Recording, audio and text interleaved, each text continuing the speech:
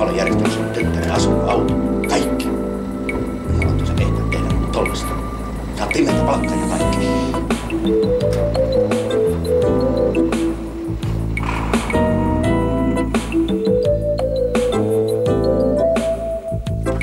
Mooses on Mooses, mutta business.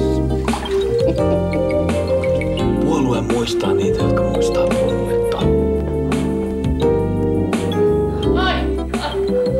On vielä lähtönä maailman alasti ja ilman vaatteita.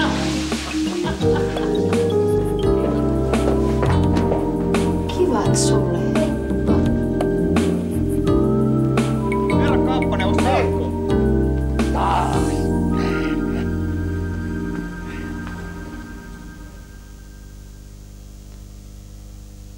Pojat, kansan rakkaan, me palalitse Leipzigin ja Narvamailla vartavooti hellon.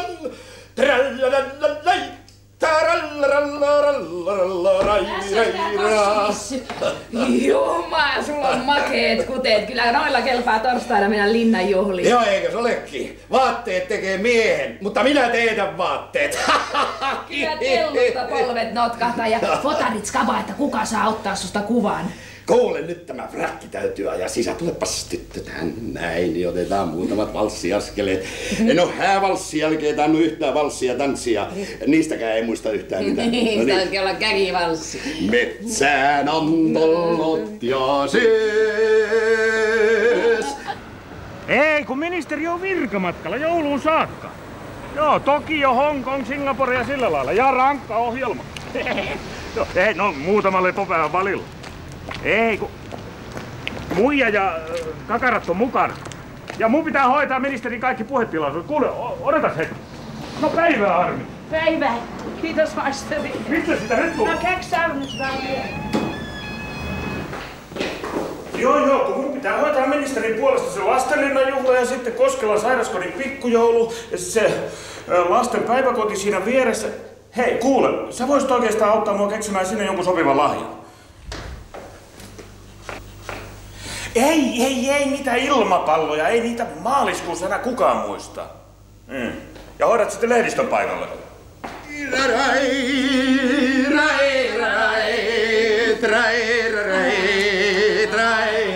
Jaha, täällä ilmeisesti harjoitellaan linnanjuhlia. Joo, ja tällä vedolla kauppis pokaa sieltä vielä marjaveliin. Muuten Jussi, kai sä tiedät, miten sun pitää käyttäytyä linnassa? No, tulet sitten tuolla kysymään minulta neuvoja, kun joskus sitten pääset linnakutsulle. Minä nyt tarkoitin sitä, että miten sä pystyt parhaiten hyödyntämään ne bileet niin, että koko Suomen kansa näkee sut televisiossa. No siinähän sä olet asiantuntija. Kato, seuraat vaan Salolaisen Perttiä niin kuin hailaivaa. Se poika kyllä tietää, missä päin kamerat liikkuu.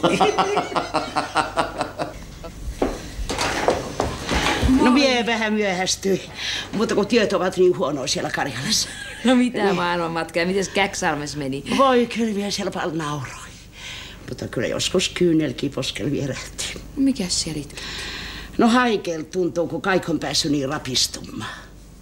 Mutta mitä myö sitä suretaan. Kuule, mie toin sieltä samppanjaa ja tää pullo me nyt aukastaa. No tää menee työmaan juopotteluksi, mut menkö. Ai.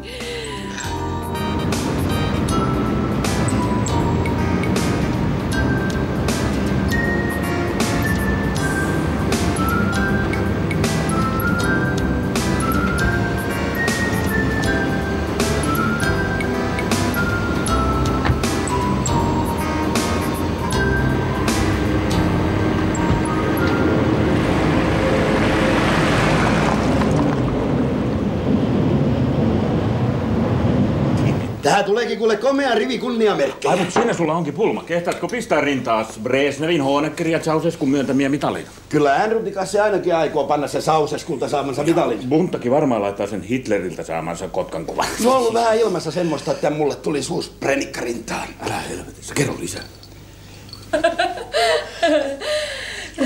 No tapasit sä sen sun serkun tyttäres, sen Oksun? Eiku, mikä ne Okse? Oksen ja Kinnunen. Hän tulee tänään Helsinkiin Leningradin junalla. Ja sit huomenna hän menee meillä Hiltoni tutustumaan työpaikkaansa. Mikäs duuni silloin on? Osaako se edes suomea? No hän aloittaa sairaanapulaisena, mutta vaikka hän on valmis sairaanhoitaja. Ja kyllä hän suomea osaa, sillä viisi vähän hassunkurisesti. Missä se on suomea oppinut? Sukuopettanut, vaikka hän on syntynyt Siperiassa. Siperiassa? No Hyrsylän mutkalaiset vietiin Siperiin. Ja sit hyö tuli takaisin, kun Stalin kuoli. Eikö Hyrsylän mutkaa se tanssikoulu tuossa Turun tien varressa? Oikeassa Hyrsylän mutkassa jo mitään tanssikouluun. Nykyisin hyö siellä hyppii vaan ripaskaa. Jaha, istupas tuolla kerran tohon minun paikalle ja heittelet löylyä. Oho, tämmöstä ei ole ennen mulle sattunutkaan. Mistäspä nyt tulee? Eduskunnan varapuhemies on pyytänyt audienssia. Onks Elsi Hetemäki Ölander tulossa meille saunaan? Ei kun tämä hevosmiesten hevosmies, Kepun Mikko Pesälä. Ai Mikko, siinä onkin hevosmies kuullut. Se myi viimeksi hevosen eduskunnan istuntosalissa. Ai, no kerro. Kesken istunnon myi Kepun kansanedustaja Ilkka Sarapäälle ja helvetin hyvä juoksija, sen amerikkalaisen Speedy Crownin jälkeläisen. Ai, paljonko semmoinen maksaa? Puhutaan, että 60 tonnia. Vaikka kauppakirja kyllä merkittiin vaan 12. Ai kuule, mä ostin just Mongoliasta lauman Metfurstin hevosia samalla hinnalla.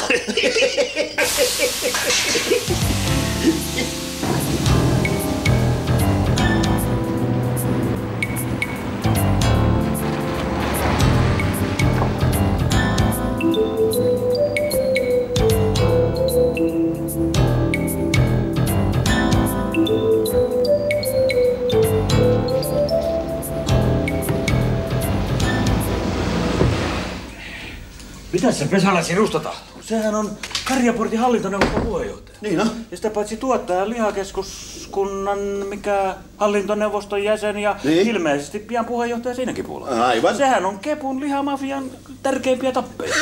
Ole niin, no. Ja sitä paitsi se on eduskunnan vaikutusvaltaisimman salaseuran kuraattori. Hei. Mikä ihmeen salaseura? Liivariklubi. Kato se on porukka, joka pisti Matti Ahteenkin puhemiehen paikalta kävelemään ja teki kasurisista ministeriä. Ai siinä ne kulttuurihinttarit saa just semmosen ministerin, kun ne ansaitsee. Se on Liivariklubi, joka perusti sen eduskunnan kulttuurikerronkin tämän Arkadia-seuran ja pisti oman miehen tämän kansanedustaja Timo Ruusin puheenjohtajaksi. Se on jäsen. Ai, ainoa mies, joka on päässyt eduskuntaan kurttua kiinnuttamalla. Kuule, ja maankulu haitarimies onkin. Kato, nyt ne aikoo tehdä Paasiosta pääministeriä. Ai. Pesälä on jo ehdottanut sitä. Ai niin. Arvaas, kuka on Kliivariklubin puheenjohtaja? No. Se on sattuvalta Pepe Paasio itse. Ei kuule, minun pitäisi siihen klubiin liittyä. Kui ihmeessä? Miten herra varapuhemies jaksaa kuunnella kaikki ne perinnöt, mitä ei uskonnossa puhutaan? Meillä Kaisa-emäntä kotona sanoo, että minulla on sellainen valikoiva kuulo. Eikä puhemiehen tarvitsekaan kuunnella kaikkia, mitä puhutaan, kun koputtaa vaan silloin, kun ei pysytä asiassa. Miksi ei täällä tehdä niin kuin Englannin parlamentissa, että kaikille soopanpuhujille ei sanota puheenvuoroa? Meillä on pakko antaa. Se on kauheeta. Kerrankin mä kuuntelin, kun yksi kansanedustaja puhuu omasta sairaskertomuksestaan melkein tunnin. Taisi olla ainoa siinä keskustelussa, jolla oli viisaat paperit.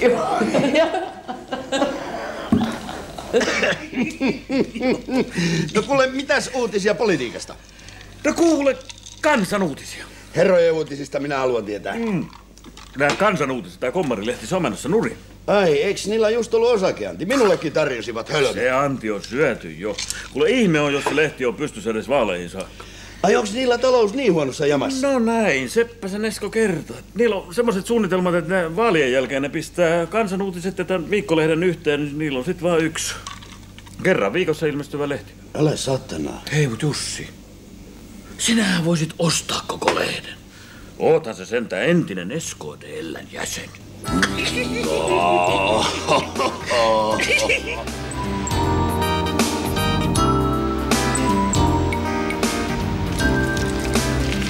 Tämmöisenhän sinä halusit. Taskukello. Miten sä tän nostit? No kato, kun Käksalmen torilla, niin minä näin nuoren miehen ja sitten minä menin pakettein hänen luokseen ja hän sanoi, vot, meillä on raketit. teilapaketit. Ja silloin mie muistin, että siihen halusit raketakello. Ja tämmöisen hän minun myi. Jaa, no mitäs tää maksoi? Kortsui vastaan hän minun sen myi. Se on valuutta Venäjällä venyvä käsite. Herra varapuhemies, mikä nyt se on tämmöisen kunnia vaatimattomalle makkaratehtailijalle? Sinun vaatimattomuutesi tuntee koko Suomen kanssa. No se oli vaan semmoista huumorileikkiä, mutta eikö se olekin hieno fräkki? Joo. Somistusta vaan sietäisi hiukan enemmän tuohon rintaviin. Mutta kato, onhan Jussilla tää Ceausescun prenikka. No se osti nälkäisiltä romanialaisilta lihat pilkkahintaa makkaratehtaalle ja sai siitä vielä mitalin. Ja arvaatkos mitä? Kaupan päälle se kutsuttiin tän Ceausescun pojan Nikun orgioille. Ja olikin kivat juhlat. Siitä se olisi pitänyt filmi tehdä. Niku ja Naku. No niinhän siitä tehtiinkin. Siellähän se on vieläkin jossain Securitateen arkistoissa. Armi, kato kun julman näköinen jätkä. Melkein yhtä iso klyyvari kuin paukulla. Onks hän joku nyrkkeilijä? On Joni Nyman. Saiko tänä iltana hakata urheilutalolla jonkun jenki? Ai, et hän oikein urheilijakin. Kato, se sanoi, että kehässä merkitsee se, että kun jenkki vasta mieliin iskee, niin minä jo isken. Yksinkertaisuus on nyrkkeilyssä aina parasta. No sitä mieltä, minä olen aina nyrkkeilijästä ollut. Niin.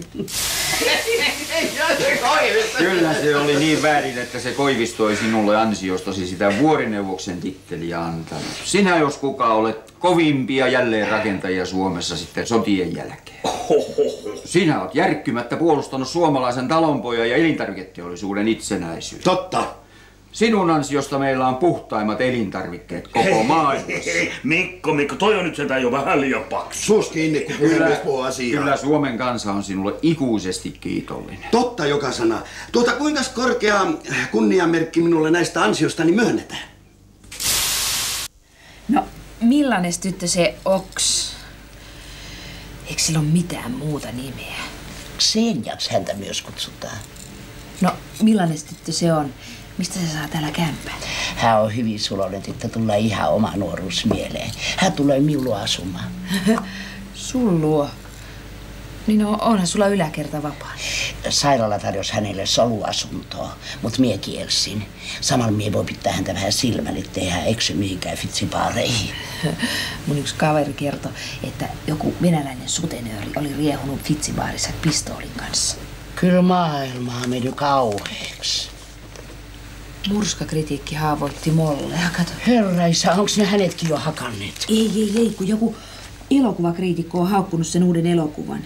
Elokuva on suuruuden hullua suomalaista paisuttelua pysähtynyttä suomettumista, jolla on museoiva kansantieteellinen merkitys. Ja tommosesta vielä maksetaan. Tommosen rittiikin minä olisin kirjoittanut ilmatteeksi. Kuule Mikko, minkälaista mitalia sä olet mulle tuomassa? Komentajamerkkiä vai? Pitäisihän sun Jussi tietää, että mitalit ei ole nyt meidän puolueen heiniä. No mitä selvettiä sä täällä sitten teet?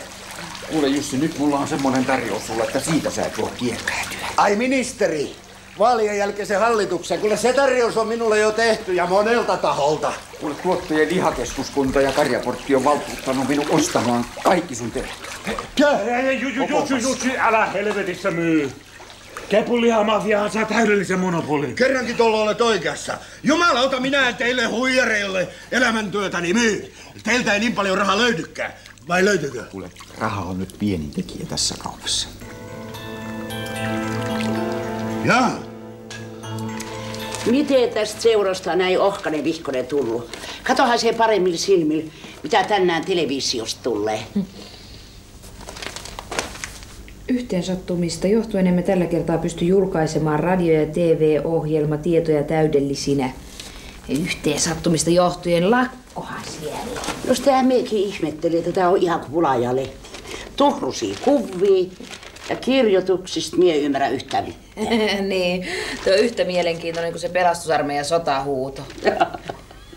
Oot sä Jussi nyt oikein ymmärtänyt asemassa? Yhdentyvässä Euroopassa tarvitaan suuria yksiköitä ja siinä ei pienet pärjää. Myy nyt kun vielä saat hintaa.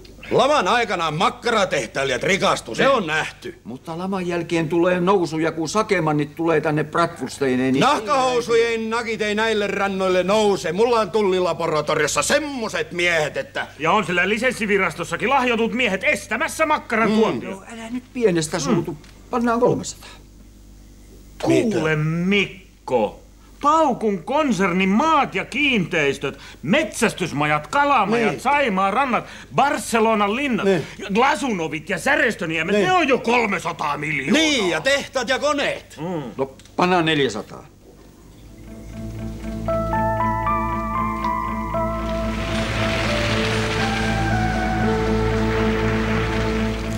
Tuleeko teidän siitä puolueesta nyt vihdoinkin naisehokas presidentinvaaleihin?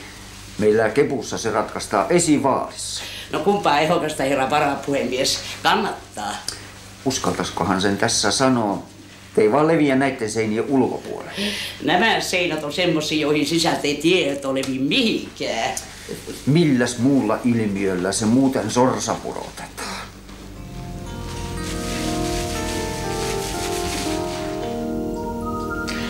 $400 miljoonaa on pilkka hinta. Etkä nyt mene myymään alle torihintojen. Älä sinä tolla tule neuvomaan minua bisneksen teossa. Semmoisella hinnalla mä en myy edes kanalaani. Kuule, jos ei sulla ole makkaratehdasta, niin ei sua kyllä kutsuta linnaankaan. Ja Teollisuuden keskusliiton hallituksesta saat lähteä heti, niin että et oo tekemässä tämän maan seuraavaa presidenttiä. Susta tulee samanlaista juorupalstojen tilkettä niin kuin Risto-Matti Ratiasta. No niin, herrat on vesty. Oi ei. Arvaa meidän mutsi joutui yksi päivä kutsuu Puusepä himaansa. No Puusepäähän aina tarvitaan. Mihin säästää? No se oli peuvannut sen kundikaverinsa sen Jarin kanssa niin, että sänky hajosi. Oi, ei kai hyvä loukanneet ittiä. Harmi. Ilkka Suominen. Terve Ilkka, Paukku täällä. No kuule, miten meni Fashaniatti Skotlannissa? Ai, ammuitiin paljon, ettei pystynyt edes laskemaan. Satoja. Oho, kas kun ei 1000.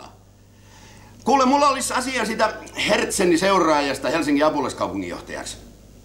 Pekka Alanen. Ei helvetti. Sehän on Ilaskiven ehdokas. Jarmo Heiniö. No sitähän kuule äänestä kuin Katju Holkerin isänsä käskystä. Mutta kuule, mulla on sulla oikein erinomainen ehdokas. Juu, otetaan se Seutukaavaliiton Timo Honkala. Joo, sanopas kuule Riitalle, että jatkaa tätä asiaa siellä valtuustossa. Juu. Kuule Mikko, sä taidat luulla, että tässä kabinetissa myydään makkaratehtaita yhtä kevytmielisesti kuin eduskunnan istuntosalissa hevosia. Ota nyt poika järki kätees. Jos Paukku ymmärtää myydä, niin sinäkin hyötyisit tästä. Kuinka niin? Karjaportin ja lihakunnan poikien kanssa oli puhetta siitä, että jos sä jotenkin auttaisit kaupan syntymisessä, niin annettaisiin sulle 5% kauppahinnasta osakkeena ja lunastettaisiin ne ulos. Hetkinen, Mikko. Oot sä tosissaan? 5%? Sehän olisi vähintään 20 miljoonaa. Henkilöltä! Tyttö! Juomia!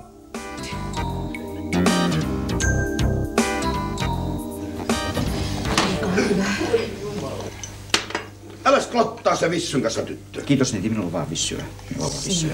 Miten se on kauppaneuvossa minun tarjoukseni kanssa? 400 miljoonalla en myy. Joo, 400 miljoonaa on kyllä liian vähän, mutta sähän sanoit Mikko, että raha ei tässä kaupassa tule olemaan este. Ai onks meidän risuparta taas kääntämässä takkia? Ei, ajatteles nyt Jussi, ihan totta. Siis nythän sun kannattaisi myydä, kun sulla menee hyvin ja makkara käy kaupaksi. Sitten kun tulee noususuhdanne, niin kaikki ostaa taas vaan sisäfilettä. 500 miljoonaa. Pieniä ne on silakat joulukaloksi, sanoi Holkeri. Eiks tuo puolimatkakin saanut 600 miljoonaa? Niin. Armi! No? Arvaa mitä. Paukku on myymässä makkaratehdasta. Ei hämy. No kun mä lähdin sieltä, ne puhuu 400 miljoonasta ja siellä ne jatkaa kaupankäyntiä. Sen kun vietuneen kauppaneuvosta, niin hän myys vaikka vanha iso äitinsä, mutta makkaratehasta hän ei myy. 600 miljoonaa markkaa. Sinusta hallituksen, minusta hallintoneuvoston puheenjohtaja. Ota tai jätä. Tämä on viimeinen tarjous. 600 miljoonaa. Ensimmäinen kerran. Ja vuorineuvoksen titteli tietysti sen jälkeen, kun Kepu on hallituksessa. Sitten minä haluan pysyä Teollisuuden keskusliiton hallituksessa. Hoidetaan. Ja elinkeinoelämän valtuuskunnassa. Asia on selvä. Ja sitten minä haluan KOPin hallintoneuvostoon. On Matti Korhonen hoitaa. No niin, 600 miljoonaa ja toinen kerta. Harmi kuule, mitä jos se sittenkin myy? No sit hän myy, mutta kyllä kauppaneuvos meistä huolen pitää. Niin, mutta jos se myy tolle, niin sittenhän tästä tulee joku Kepun ja Väyrysen kabinetti. Herra hyvästi siunatko. Sitä mien tullut aatelleeksikaan. Nonni, 600 miljoonaa ja kolmas kerta. Oletpa hiljaa tuolla. Minulla on vielä yksi ehto. No. Minä haluan, että Paukun valomainos loistaa pääkonttorin katolla entistä kirkkaammin. No älä nyt enää mitään ehtoja rupia sanelemaan. Viimeinen tarjous tuli jo. Minä lähden tästä eroon. Ei tässä mitään hätää ole. Odotus. Ja sitten minä haluan, että Paukun lenkin nimi säilyy. 600 miljoonaa. Silloin me määräämme, mikä on tavaramerkki. Valintatalon kylmä tiskin on oltava Johannes Paukun mausoleumi. No ei kai sua mihinkään kaupan pakastearkuun haudata. Ole hiljaa tollo. Minä haluan, että jokainen pienipalkkainen ansioäiti tietää, että ilman Johannes Paukkua hänen lapsensa olisivat lounasseteleiden ja hampurilaisten armoilla.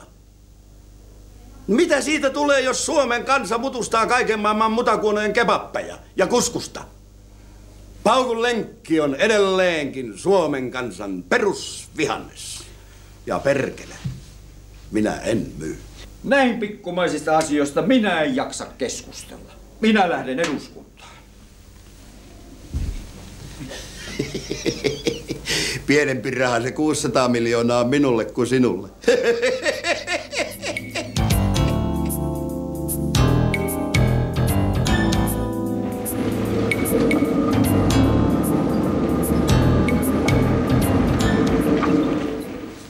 Joks työ kaupat teette?